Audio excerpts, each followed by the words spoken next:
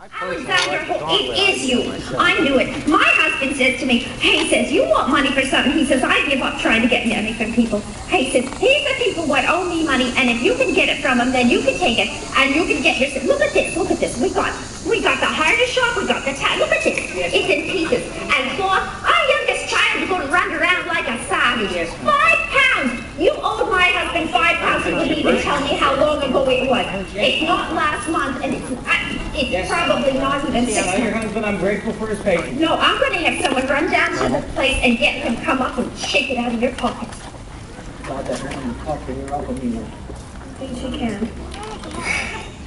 But she's right. I've owed her husband that money for, what, 2 years now, since the winter of 75. 4. Here it is, 76, and I still owe it. 2 years. Everything's broke down, out of order. Even this poor horse. He's just old and tired, just like your husband is. You don't look a thing like that old horse, Mr. Hoy. You are a handsome man, Alexander. I thank you for it, but that's not that kind of talk out here in the public street. If I was so fine, though, I wouldn't even be here. I'd be up north with all our neighbors in the fight, wouldn't I? Now, Mr. Hoy, we have had this talk. If you were all fighting, how can we be supporting our home? How can you be making money for your family? Mr. Hoy, methinks your fighting days are long past. Well, I don't know about that at all. You go in and talk to Mr. Southall. I'll stay out here with the girls, but if need be, try to just get enough for the salt. I will. You just pray that I'll at least get enough for the salt. Mama, do you think we might stop at Mr. Carter's store for some sweets? I haven't had one in so long. Mary, child, I don't know. If your father cannot arrange enough work for an advance on salt, well, we shall have to see. You know times are very hard. We need that salt for the hog come this fall. Things keep getting worse. No money, no work, no food. We must pray to God. I cannot think of what else to do.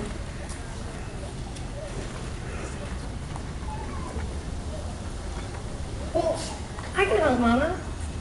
I can sew a straight seam and hoe the garden and help with the washing. I know you can, Lizzie.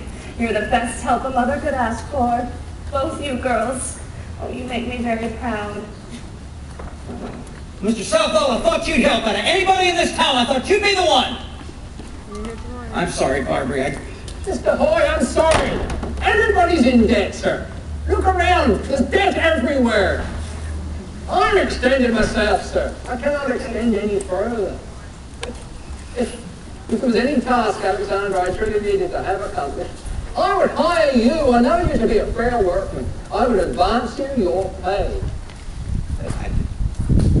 Right, return to me in a month. Give me 1 month. Mr. Southall, what are my girls going to eat for a month? I'm sorry, Barbary, I tried. Alexander, you need not. Perhaps if we had paid some earlier... Barbary, I said I was sorry!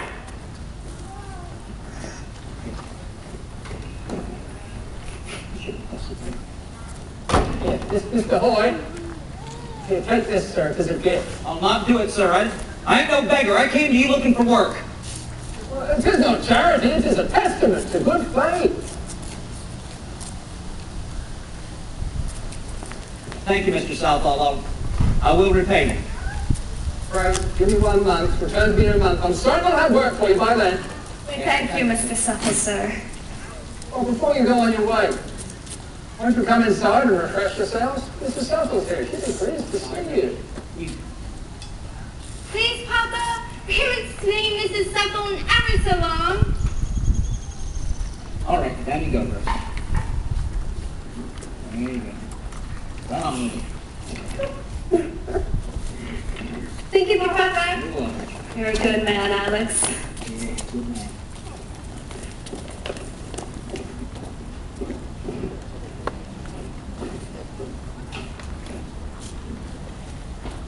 What am I going to do? What is a man supposed to do? Damn these times! I shouldn't even be here!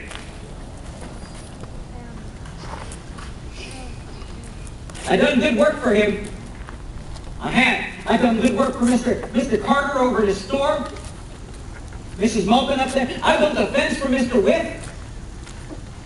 God, to help me. I had nothing for work in 6 months. I see what's going on. It's the same everywhere, ain't it? Sir, you got work for a carpenter? Ma'am, I could build you up a chest or I don't know, a fence, rocker, or anything. I mean, how about a coffin? You ain't going to tell me you can't use one of those eventually, can you? I'll make coffins for you, sir. I'll make them for your whole family. I can sure build them for them dying soldiers up there. I'll make all of us coffins. I see it. I see it. I see it every place. It's the same every place. I lay awake at night, tossing and turning, thinking about those men that's gone up to fight. Here I sit begging for work and I can't even think.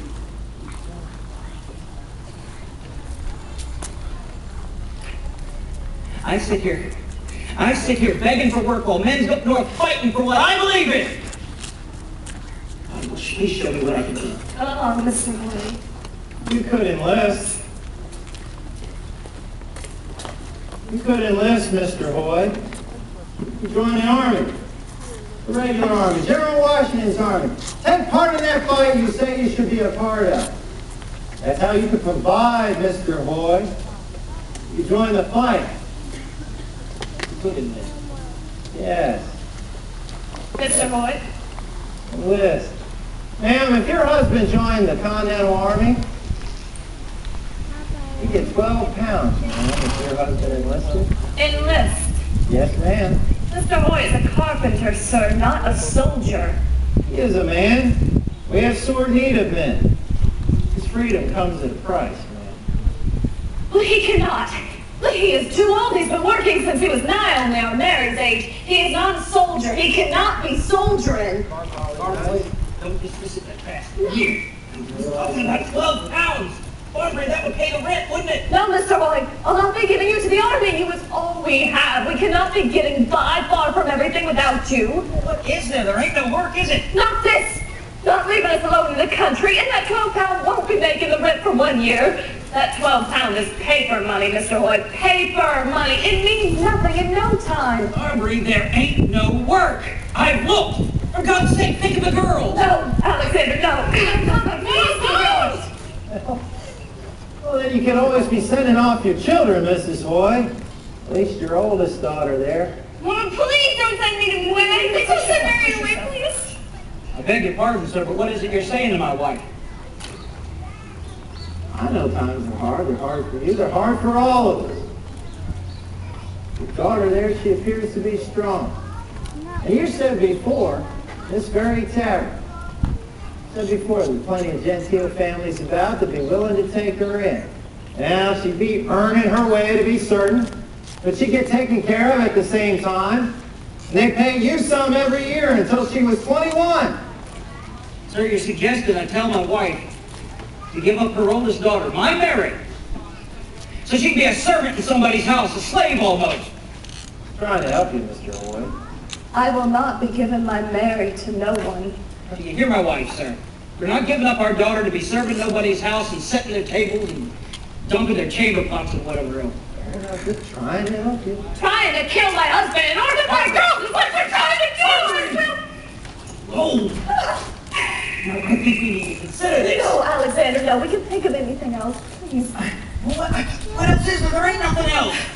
I have looked and there ain't no other work to have here. Alexander, no. We cannot get by. Not alone. Not out there. Barbara, you wouldn't be alone. Look, you got Mary, you got Lizzie, there's our man Henry. Henry? Oh, you know that Henry's years to us is all but time. He's the oldest slave in the county. He eats more than he works. We need you, Mr. Hoy. I need you. 12 pounds is the bounty. When was the last time we had 12 pounds in our house? Besides, people are saying this war is going to be done by Christmas anyway. You hear them. And what if you get killed? Well, probably better off, ain't you? Alexander! No! Barbara, what I'm saying is, look at me. If something happened to me, you'd get my pension. You'd get it immediately. You'd probably be better off. Now look, this is settled. This is settled. Colonel Enlisting, Yes? can I enlist right away this day? Yes. Right away. It'll be all right, man. He's serving the cause. He's fighting for his country. We'll see. Here it is. If I enlist today, I can get that bounty to my wife right now, the 12 pounds. I will see to it myself, Mr. Boyd. You have my word. There it is. All right? Here. Now you take the girls. You take the girls and get them home before it gets to the day, all right? It'll be fine. You're a good man, Alex, a good father. Look, I'm a good carpenter, ain't I? Look, the Bible just had me repairing busted up wagons and the like. All right? Hey, and when I get home, I'll build you up that bedstead like I've been promising you, all right? All right? And girls, I'll let you mind your mama now, all right? That old horse, he's on his last leg right now, so I want you to take care of him until I get home. All right? Papa, we'll take good care of him. Come home soon, Papa. I will. Just tend to him. Tend to your mama.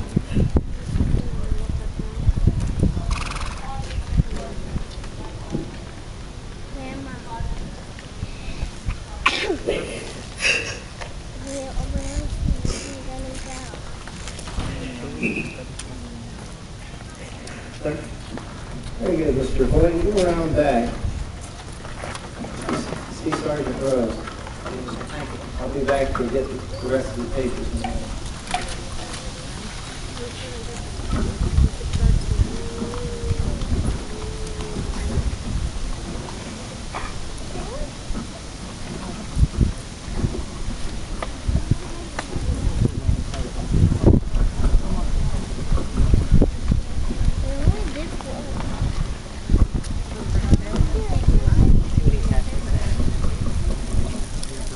The date is May 15th, 1776. And for the last several days, men down in that Capitol building, the elected delegates of the 5th Virginia Convention, have been wrestling with the fate of Virginia.